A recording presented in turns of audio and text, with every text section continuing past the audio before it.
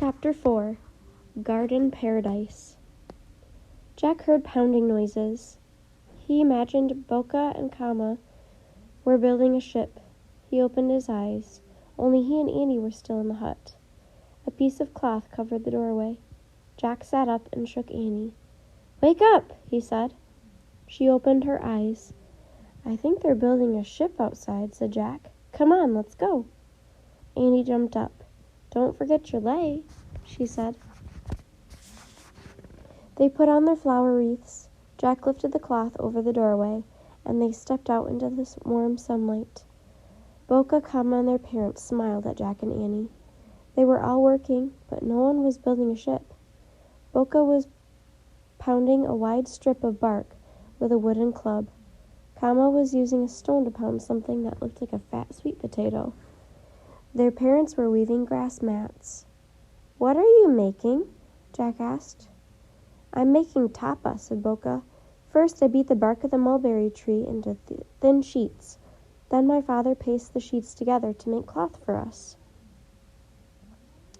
"This is the root of a taro plant," said Kama. She pointed at the squashed white vegetable. "When you add fruit to it, you get poi."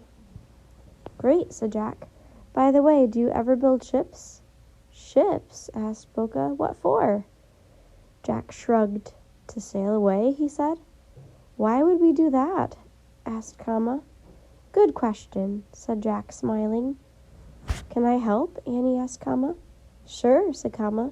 While she showed Annie how to pound the taro root, Jack slipped back into the hut.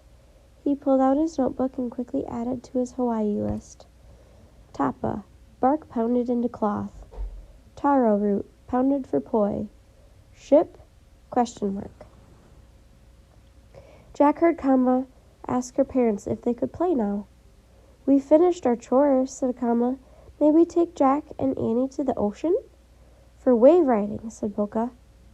Jack held his breath. He half hoped their parents would say no. "Yes, go have a good time with your friends," said their father. "Come on, Jack," Annie called. Jack put his notebook away. He pulled on his pack and joined the others outside. "We'll be back in a little while," said Kama. "Don't forget to eat breakfast," said her mother. "We won't," said Kama. "Where will we get breakfast?" wondered Jack.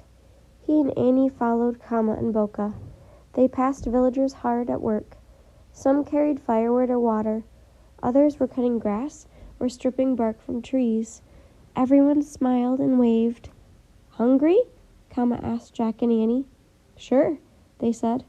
Kama and Boca went into the grove of palms near the huts. They climbed up 2 slanting tree trunks, using their hands and feet to push themselves up. At the top, they shook the palm leaves. "Watch out!" Kama shouted. Jack and Annie jumped back as big round coconuts fell to the ground.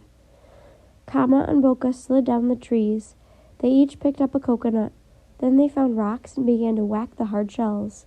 They whacked and whacked until their coconuts cracked into halves. Kama shared hers with Annie. Boca shared his with Jack. Jack drank the fresh, sweet milk inside the coconut. He said. "Interesting?" asked Boca. "No, means good," said Jack. Everyone laughed.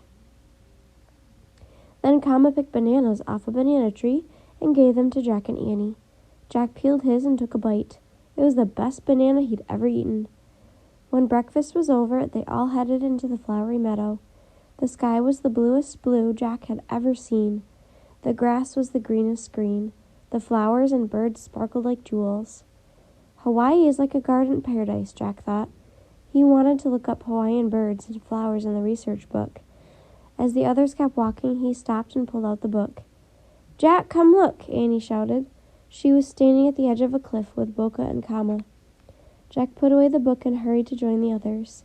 He looked down at a beach 50 feet below. There were no people. Only seashells and seaweed lay on the glistening white sand. Big foamy waves crashed against the shore. "Wow," said Annie. "Uh-oh," thought Jack.